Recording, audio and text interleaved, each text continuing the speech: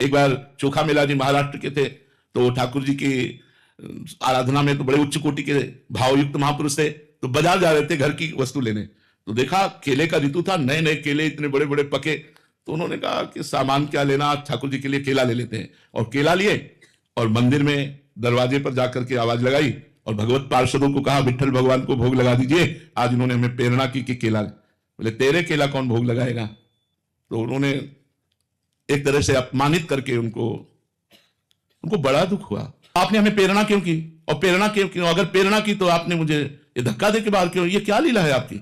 मैं तो घर की वस्तु लेने गया था, प्रेरणा आपने की कि केला मुझे चाहिए, मैंने केला खरीद कर जब आपको दिया तो आप अपमानित करवा के मन। मुझे अपमान का दुख नहीं, लेकिन मैंने तो सुना है आप केवल भावग्राही है, किसी का भी हो आप सबके भाव ग्रहण करते हैं। मैं अपने प्राण त्याग दूंगा और जाके घर में सिटकिनी लगाई बस कि ना खाऊंगा ना पीऊंगा। क्योंकि ऐसा क्या, जे ही ठाकुर जी को वहां रात्रि में शयन कराया गया, दरवाजा खटखटाया, चोखा मेला जी, चोखा में वो अमृत भरी आवाज रह न सके, तुरंत जो खोला तो श्याम कांति और भगवान मधुर मधुर मुरली वादन करने वाले श्री कृष्ण। देखा चरणों में लौट गए, प्रभु प्रभु प्रभु आए, उनकी गोद में बैठ गए, बोले केला खावा। और वो वैसे ही केला रखे थे।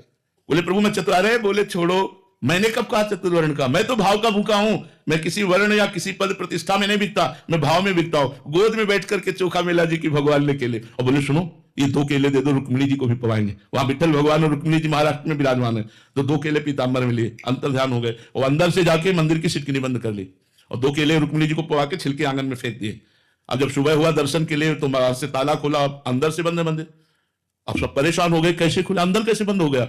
तो स्तुति की, बड़ी प्रार्थना की, भगवान से विनय की, तो आवाज आई जाओ चोखा मेला जी को पालकी में बैठाल करके जब लाओगे और वो हमसे प्रार्थना करेंगे तो मंदिर का दरवाजा खुलेगा, नहीं तो नहीं खुलेगा। ऐसा ही करना पड़ा, पालकी में बैठाल के चोखा मेला जी को लाए और जब चोखा मेला जी ने प्रार्थना की प्रभु दरवाजा खोल दीजिए, फटाक से दरवाजा खुल गया।